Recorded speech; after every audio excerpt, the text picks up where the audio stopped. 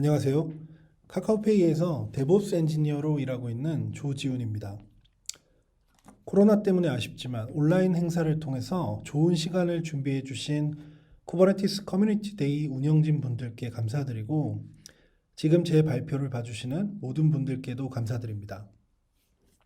이번 세션에서는 고객의 돈을 다루는 전자금융 서비스인 카카오페이 데브옵스 팀에서 했던 다양한 기술적 고민들과 쿠버네티스 환경의 서비스 안정성 확대를 위해서 멀티 쿠버네티스 플랫폼을 만들고 개선했던 이야기들을 해보려고 합니다.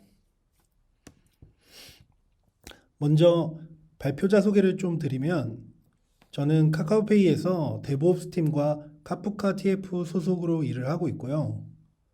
컨테이너와 카프카 기술, 그리고 좋은 개발 문화를 가진 조직을 만드는 방법에 관심이 많습니다. 현재는 데브옵스 팀에서 쿠버네티스 기반의 플랫폼들의 로드맵을 만들어 나가는 역할을 수행 중입니다. 제가 오늘 얘기 드릴 주제는 크게 세 가지인데요. 쿠버네티스를 사용하면서 보고, 듣고, 경험했던 여러 가지 실패 사례들에 대해서 먼저 얘기해 볼 거고요. 카카오페이 데브옵스 팀에서 멀티 쿠버네티스 아키텍처를 선택한 사유와 멀티 쿠버네티스 환경에서 사용성과 안정성을 유지하기 위해서 노력한 몇 가지 사례들을 얘기해 보겠습니다. 여러분들은 혹시 kpares.af라는 사이트에 대해서 알고 계시나요? 저는 1년 전쯤 이 사이트를 처음 접했는데요. 다양한 글로벌 사례들과 상세한 경험담을 읽고 너무 많은 도움이 되었었고 좀 더 빨리 알았으면 하고 아쉽기도 했습니다.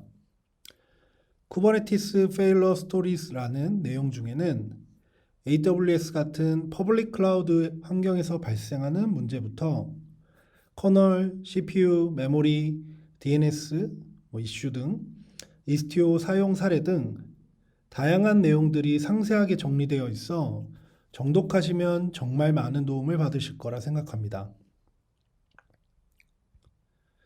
2021년 8월 기준으로 앞서 말씀드린 CPU, 메모리, 코어 DNS, CNI, 컨트랙, 클라우드, 이스티오 등 약 50개 이상의 다양한 실패 사례들이 공유되어 있는데요. 여러분들은 알고 계시거나 직접 경험해 보신 사례들이 있으실까요?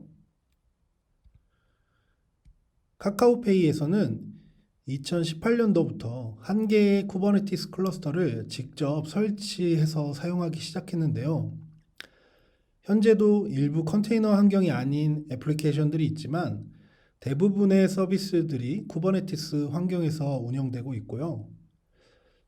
운영 환경에서 실행 중인 팟 기준으로 수천 개 이상의 규모로 성장하면서 이곳저곳에서 처음 보는 현상들을 겪을 수 있었습니다. 그럼 카카오페이에서 겪은 내용과 쿠버네티스 페일러 스토리에서 공개된 사례들 중에 몇 가지를 살펴볼게요.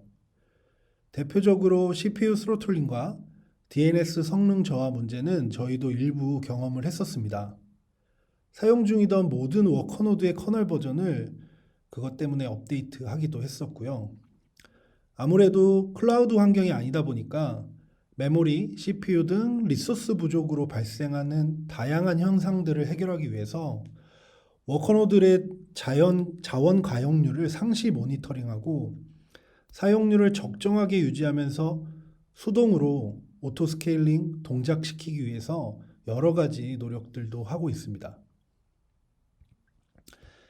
그리고 이스티오라는 기술을 도입하기 위해서 사내에서 POC와 테스트를 정말 많이 했었던 기억이 있는데요.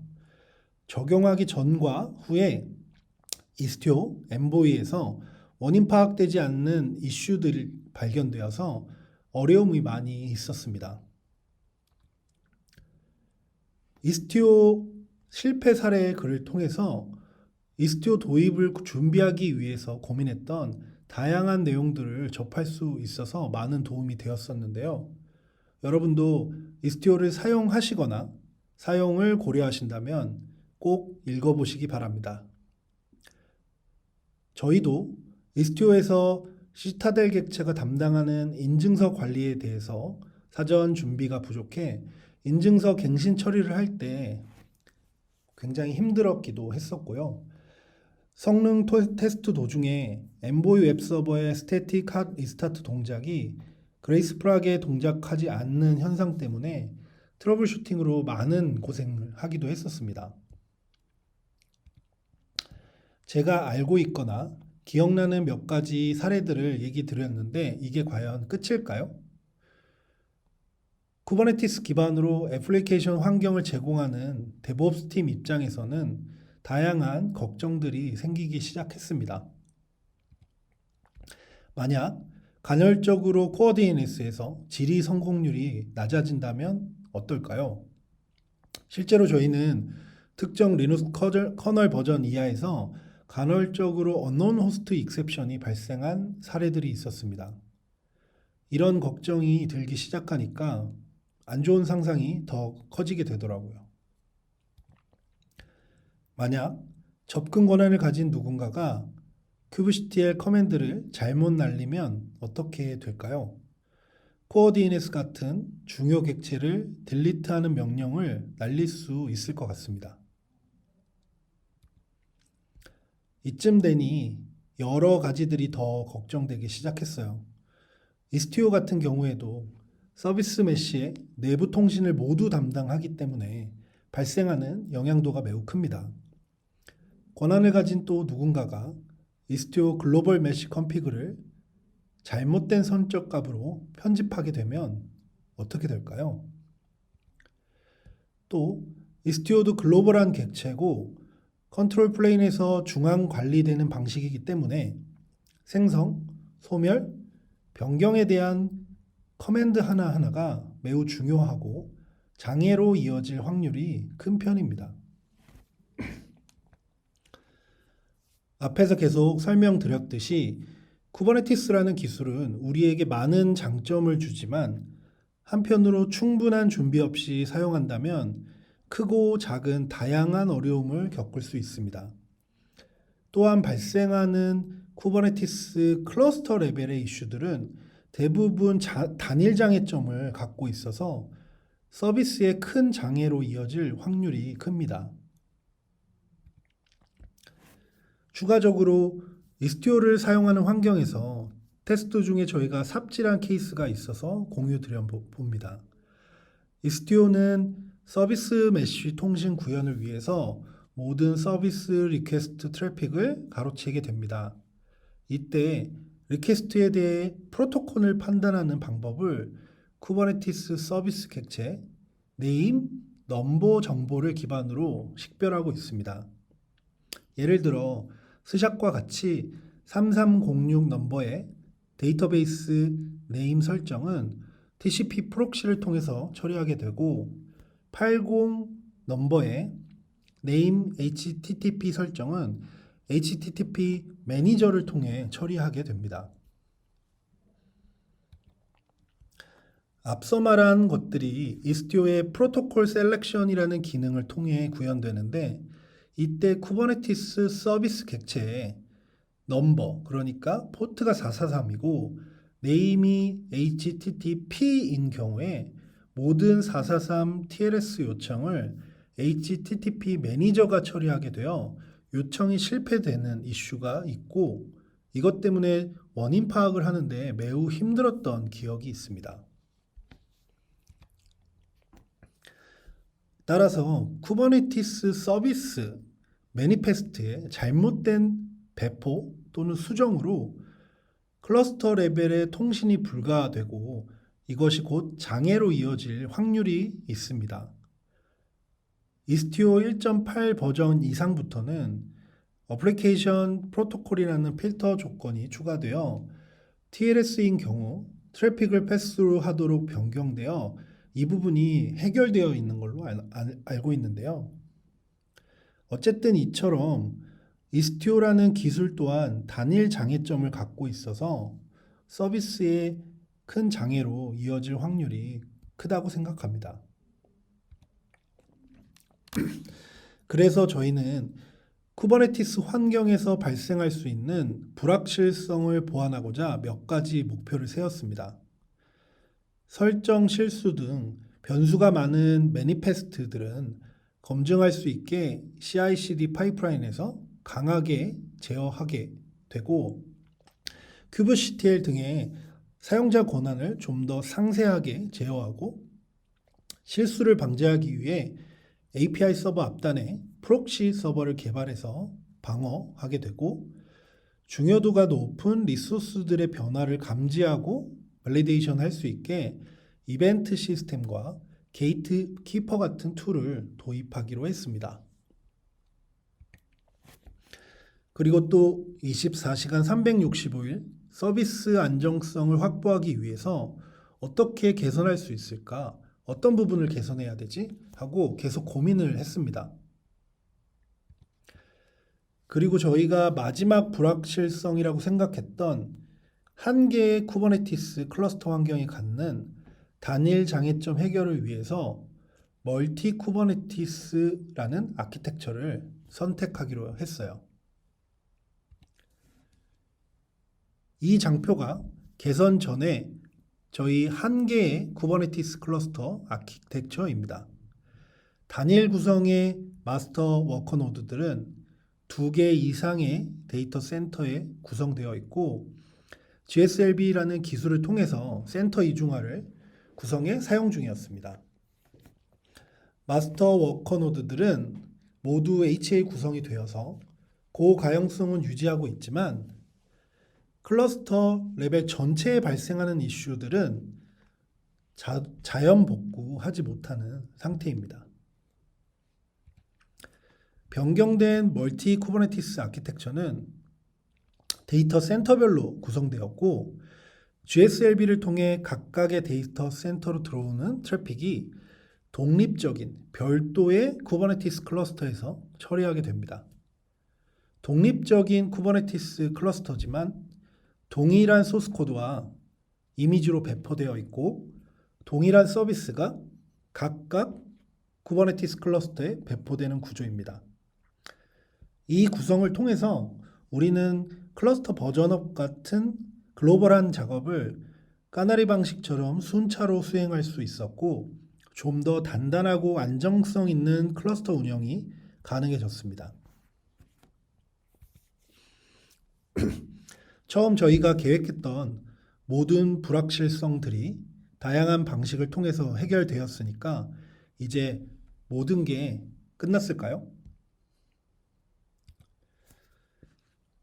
앞서 말씀드린 것처럼 멀티 쿠버네티스 환경은 동일한 서비스가 이중화되어 배포되는 구조이기 때문에 서비스 개발팀도 클러스터를 관리하는 데브옵스 팀도 운영하기 위해서는 많은 애로사항들이 생겼습니다. 동일한 애플리케이션을 모니터링하기 위해서 getPath이라는 큐브CTL을 2번씩 수행해야 되고요. 키바나나 그라파나 같은 모니터링 대시보드도 브라우저 탭을 2개씩 띄우고 배포를 위해 젠킨스나 스피네이거 같은 파이프라인 툴을 2번씩 수행해야 했어요. 그리고 클러스터 관리자 입장에서 워커노드들의 레이블 처리를 한다던가 이런 작업들도 어떻게 계속 수동으로 대응할 수밖에 없었습니다. 저희는 이런 또 다른 문제 요소들을 해결하기 위해서 몇 가지 필요한 사항들을 개발하기로 결정을 했습니다. 멀티 쿠버네티스 환경에서도 한 개의 클러스터를 사용하던 것처럼 동일한 사용자 경험과 사용성을 어떻게 유지할 수 있을까? 저희는 계속 고민하고 또 고민했어요. 첫 번째로 멀티 쿠버네티스 환경에서 매트릭과 모니터링을 편하게 잘 할 수 있는 방법, 그리고 큐브CTL의 실행 실수를 방지하고 편의성을 높이기 위해 API 프록시를 개발, 클러스터 관리를 쉽게 할 수 있도록 노드 매니저 기능을 개발을 하고 배포를 위한 파이프라인 통합과 연계, 그리고 이 모든 환경에서 사용성과 안정성을 얼마나 확보할 수 있는지 검증하기로 했습니다. 오늘 저는 방금 얘기 드린 5가지 사례들 중에 1번과 5번의 내용에 대해서 좀 더 상세하게 설명드리려고 합니다. 먼저 멀티 쿠버네티스 위에서 발생하는 다양한 사용자 액션과 이벤트 데이터들을 관리해서 다수의 쿠버네티스 클러스터를 매트릭 모니터링하는 한계를 극복한 얘기를 해보겠습니다. 쿠버네티스 환경에서는 사용자가 워크로드 리소스를 생성할 때 발생하는 다양한 일들을 한번 살펴보겠습니다. 사용자가 명령한 요청을 API 서버가 처음 받게 되고 리플리카 셋이라는 객체를 생성하기 위해서 etcd에 저장을 하고 컨트롤러 매니저와 스케줄러를 통해서 알맞은 워커노드의 팟을 생성, 할당하는 상태를 큐블릿에게 전달하게 되죠. 처음 발생한 kubectl 사용자 액션이 큐블릿을 지나서 컨테이너로 생성되는 결과까지 굉장히 많은 과정들이 일어나는데요.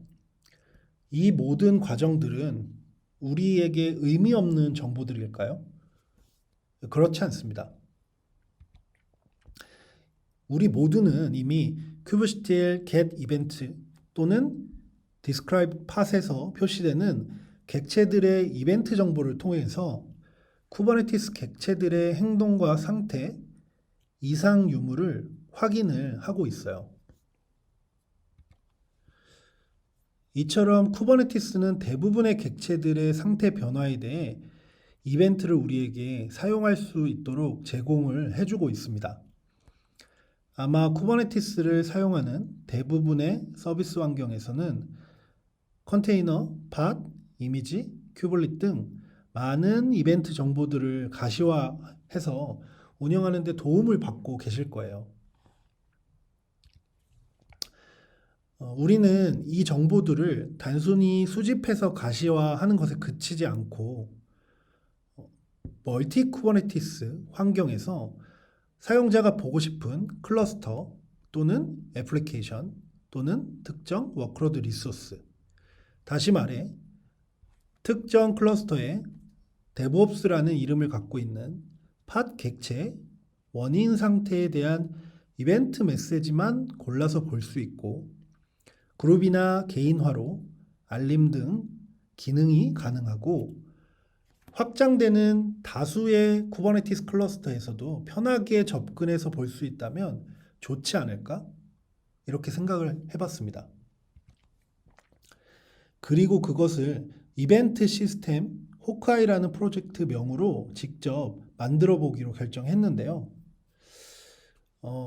개발을 하기 전에 다양한 오픈소스들이나 툴들을 사전조사 해봤는데 만약 여러분들의 환경이 외부 통신이 가능하고 슬랙 등 대표적인 협업 툴이 사용한 가능한 환경이라면 이미 범용적으로 잘 만들어져 있는 복큐브 같은 툴을 사용하시는 걸 추천드립니다. 저희 카카오페이는 전자금융 서비스로서 지켜야 할 보안 기준과 정책 등이 있기 때문에 내부 환경에 맞게 사용하기 위해서 직접 개발을 하게 되었습니다. 먼저 다수의 쿠버네티스 클러스터에서 발생하는 이벤트 데이터를 수집을 해야 했습니다.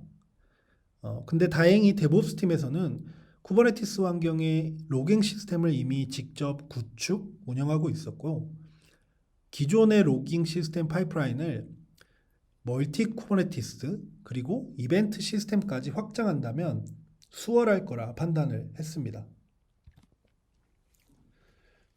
기존의 카카오페이 로깅 시스템 아키텍처입니다. 실시간을 제공하는 ES 클러스터와 과거 로그를 제공하는 ES 클러스터로 구분되어서 동작하고 있었는데요. 파일빗, 카프카, 플런티, ES로 구성된 파이프라인이 애플리케이션 로그를 수집하는 방식이었습니다. 저희는 프로듀서, 컨슈머 역할을 하는 파일빅과 플런트디, 그리고 어플리케이션 또는 서비스별 토픽으로 관리되고 있던 카프카 컴포넌트들을 멀티 쿠버네티스 기준을 추가해 확장 가능한 구조로 개편을 했어요.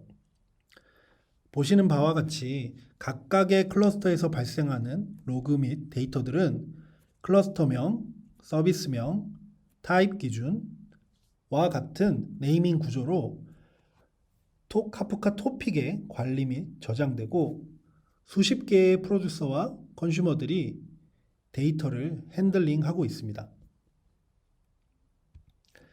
이제 멀티 쿠버네티스로 확장된 로깅 시스템에 이벤트 데이터들을 모두 올려볼 차례입니다.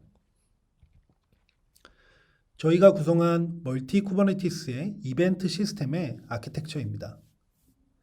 각각의 클러스터에서 발생하는 다양한 이벤트들은 매트릭 비트가 수집을 하게 되고 고랭으로 개발한 이벤트 API 서버를 통해 처리됩니다. 이벤트 API 서버는 앞에 설명드린 로깅 시스템 파이프라인과 동일한 흐름으로 데이터를 적재하고 개인화된 설정에 맞게 사용자 알림 기능을 수행합니다. 그리고 적재된 데이터들은 그라파나 키바나 등을 통해서 언제든지 조회할 수 있습니다. 일반적으로 ES 클러스터나 프로메테우스 기반의 알러팅 기능은 쿼리나 스크랩 시간 단위로 동작하기 때문에 실시간성을 보장하지 못하는데요. 그리고 각각의 클러스터 성능에 따라서 지연 상황이 발생하는 케이스들도 있습니다. 이벤트 시스템, 이벤트 API는 실시간 전달성을 보장하는 것이 특징입니다. 저희는 쿠버네티스뿐만 아니라 다양한 플랫폼들에서 발생하는 이벤트 또는 데이터라면 다 활용할 수 있지 않을까 하고 생각이 들었고요. 좀 더 대상을 확장해 보기로 했어요. 이벤트 시스템에서는 쿠버네티스 이벤트 데이터 외에도 쿠버네티스 오딘 로그와 젠킨스, 스피네이커 등과 같은 툴에서 발생하는 사용자 액션, 파이프라인 단계, 그리고 결과에 대한 것도 모으기 시작했어요. 이벤트 시스템에서 이벤트 API에 대한 역할을 조금 더 상세하게 보면요. 쿠버네티스 이벤트, 오딘 로그, 젠킨스, 스피네이커 등의 CI/CD 액션 히스토리 등을 받아줍니다. 그 외에도 정의된 인터페이스에 맞는 요청들이라면 모두 커버를 하고 있어요. 데이터 적재를 위해 카프카 프로듀서 역할도 수행하고 있고 때에 따라서 ES 클러스터로도 직접 보낼 수도 있습니다. 그리고 그룹 개인별로 사용자 설정에 맞게 실시간으로 필요한 알림도 보내주게 됩니다.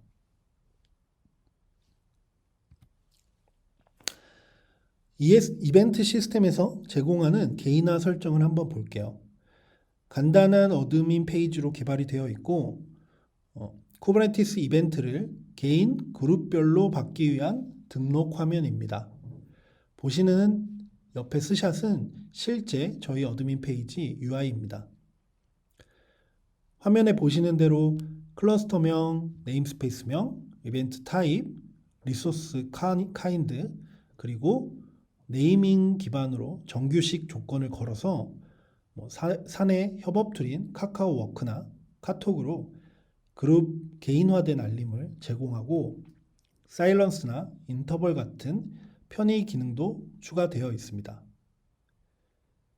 현재는 리플리카 셋에 대한 변경 알림만 받고 있는데 이 이벤트들은 노드 알림이나 스테이트 풀셋이나 계속 추가될 예정입니다.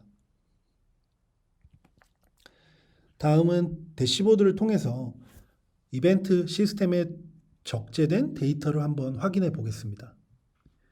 젠킨스 파이프라인을 통해서 수행되는 스테이지 단위로 누가 언제 어떤 이미지 태그로 배포를 진행했는지 확인을 할 수 있습니다. 두 번째로 저희는 젠킨스 스피네이커 연동을 통해서 CD 영역은 스피네이커에 위임을 하고 있는데요. 이와 같이 스피네이커에서 파이프라인 스텝과 일반 배포, 까나리 배포, 배치잡 등 배포 타입별로 CD 동작에 대한 결과도 볼 수 있습니다. 그리고 실시간 이벤트 알림뿐만 아니라 화면에 보이는 것과 같이 현재 어떤 워닝 상태가 발생하고 있는지, NLC 통계를 통해서 어떤 팟이 가장 많이 죽고 있는지, 또는 젠킨스 스피네이커 대시보드와 같이 활용을 해서 지금 발생하는 프로브, 페일 등이 배포 동작에 의한 상태인지, 실제로 어플리케이션이 응답 지연 등으로 인한 프로브 실패인지 확인을 할 수 있습니다.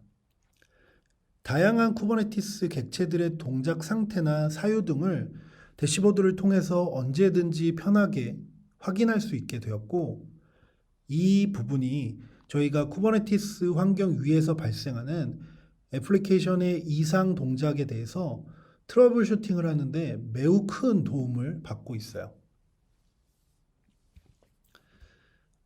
이처럼 멀티 쿠버네티스로 확장도 되었고 사용성도 일부 확보되었으니 이제 발 뻗고 잘 수 있을까요? 우리는 마지막으로 카오스 엔지니어링 통해서 직접 검증해 보기로 했습니다. 현재 쿠버네티스 환경에서 카오스 엔지니어링을 위해서는 그렘린이나 다양한 오픈소스 툴들이 있는데요. 일반적으로 레이턴시, 팟 이상 행동 재현, CPU 메모리 번 등 패턴을 지원을 하고 있습니다. 하지만 저희가 원하는 인프라나 클러스터 레벨 그리고 글로벌 객체들의 패턴에는 맞지 않아서 직접 상황과 패턴을 정의하고 간단한 배쉬 스크립트 등을 통해서 카오스 엔지니어링을 수행하기로 했습니다. 저희가 카오스 엔지니어링을 위해서 상황 그리고 패턴을 정의한 시나리오입니다. 간단히 살펴보면 컨트롤 플레인이나 마스터 노드를 다양한 방식으로 죽여보고 워커 노드에 있는 컴포넌트들, 큐베 프록시, CNI, 큐블릿 등의 컴포넌트들을 다양한 방식으로 죽여봅니다. 이와 같이 쿠버네티스 아키텍처나 셀프 힐링 등 기능으로 마스터 같은 중요 컴포넌트가 죽어도 새로운 배포 행위 등 상태 변경 같은 걸 제외하고 기존 서비스에는 큰 영향이 없다고 알고 있습니다. 하지만 저희는 쿠버네티스에서 발생하는 이상 패턴들이 카카오페이의 송금 서비스를 통해서 돈을 보내는 사용자에게 어떠한 영향도를 미치는가, 이 부분을 객관적인 수치로 파악을 하고 싶었습니다. 그리고 위와 같이 10개 이상의 시나리오를 작성을 했고 수행을 했습니다. 엔그라인더 스크립트를 통해서 클라이언트 트래픽을 임의로 발생시키고 앞서 말한 시나리오별로 상황을 재현을 해봤어요. 대상은 특정 데이터 센터에 구성된 한 개의 쿠버네티스 대상입니다. 먼저 마스터, 그러니까 API 서버, 컨트롤러 매니저, 스케줄러, etc. 등 객체들을 각각 또는 패턴별로 불능을 만들어서 불능 상태가 애플리케이션의 영향도가 얼마나 있는지 응답 처리를 확인했습니다. 그리고 워커노드의 컴포넌트들도 마찬가지로 수행을 했어요. 추가적으로 이스티오도 다양한 방식으로 죽여보고 글로벌 메시 컨피그에 이상한 옵션들도 주입해서 서비스 메시 트래픽을 불가하게 만들고 테스트도 진행했습니다. 인그레스 그리고 워커노드들의 서버를 직접 전원을 빼서 리부팅 시키기도 해봤고요. 앞서 정의한 다양한 시나리오에서 어떤 상황에서 어떤 확률로 애플리케이션 응답 실패가 발생하는지, 그리고 저희가 구성한 쿠버네티스 이벤트 시스템을 통해서 이 행동 패턴들이 실시간으로 감지되는지, 또 쿠버네티스 객체들의 상태 변화에 대해서도 실시간으로 감지되는지 이런 것들을 확인을 했습니다. 그리고 단일 장애점이 발생한 애플리케이션 응답 실패 상황을 재현했을 때 멀티 쿠버네티스 아키텍처를 통해 회복해 보는 것도 마지막으로 테스트했어요. 저희는 LB의 헬스 체크 트래픽을 이스티오에 있는 게이트웨이, 버추얼 서비스, 서비스 엔트리 등을 통해서 관리를 하고 있는데요. 클러스터 간에서 트래픽 페일오버는 간단하게 젠킨스 파이프라 잡과 배시 스크립트 형태로 해당 이스티오 객체들을 생성 또는 소멸하는 방식으로 구현을 했습니다. 그럼 장애 상황을 멀티 쿠버네티스를 통해서 회복하는 과정을 상세하게 보겠습니다. 현재 카카오페이의 서비스 트래픽들은 GSLB를 통해 두 개의 데이터 센터 클러스터별로 트래픽을 받고 있는 상태입니다. 이벤트 시스템을 통해서 특정 클러스터 단위에서 발생한 상황을 감지하고 트래픽 제외를 의사결정하게 됩니다. 클러스터 단위의 장애나 이슈 상황에서 페일오버 동작을 매트릭 기반 등으로 자동화하는 부분은 오히려 민감하고 장애 확률을 더 높일 수 있다고 생각해서 일부러 자동화하지는 않았습니다.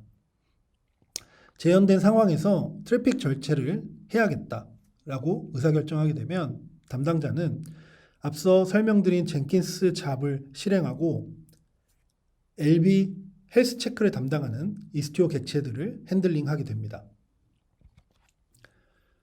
LB의 헬스 체크가 실패되기 시작하면 GSLB가 감지해서 이후 발생하는 도메인 룩업 결과 목록에 실패한 LB의 IP는 제외하게 됩니다. 물론 클라이언트 TTL 설정에 따라서 조금씩 상이하겠지만 데이터 센터 내부 트래픽에 한정한다면 저희가 테스트한 수치 기반으로는 5000 TPS 정도에서 0.1에서 5% 정도의 응답 실패가 발생하고 1분 내로 클러스터 페일오버 동작을 통해서 서비스 정상화를 확보할 수 있었습니다. 마지막으로 저희가 정의했던 카오스 엔지니어링 시나리오들을 검증해 보겠습니다. 앞서 정의한 상황과 패턴에 예상했던 동작과 결과가 발생했는지 하나하나 체크를 했고요. 준비했던 이벤트 시스템 그리고 시간상 설명드리지 못한 쿠버네티스 API 프록시 등의 기능 등을 통해서 즉시 상황을 감지하고 트러블 슈팅 그리고 대응할 준비가 가능했는지 체크했습니다. 그리고 멀티 쿠버네티스에서 클러스터 트래픽 페일오버를 통해서 목표한 시간 내에 서비스 정상화를 확보할 수 있었는지 이렇게 준비했던 체크리스트들을 모두 확인을 했고 검증을 완료했고요. 마지막으로 이제 저희 데브옵스 팀은 멀티 쿠버네티스 환경에서 사용성과 안정성을 모두 확보하는 목표를 달성할 수 있었습니다. 그리고 지금도 서비스 수준 목표 99.9%를 맞추려고 노력하고 있고요.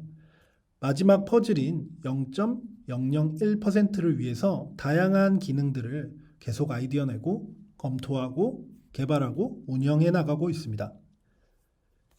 여기까지 제가 준비한 발표 마지막이고요. 긴 시간 동안 카카오페이 데브옵스 팀의 다양한 얘기들을 들어주셔서 감사드립니다. 진짜 마지막으로 저희 데브옵스 팀 홍보를 한번 하겠습니다.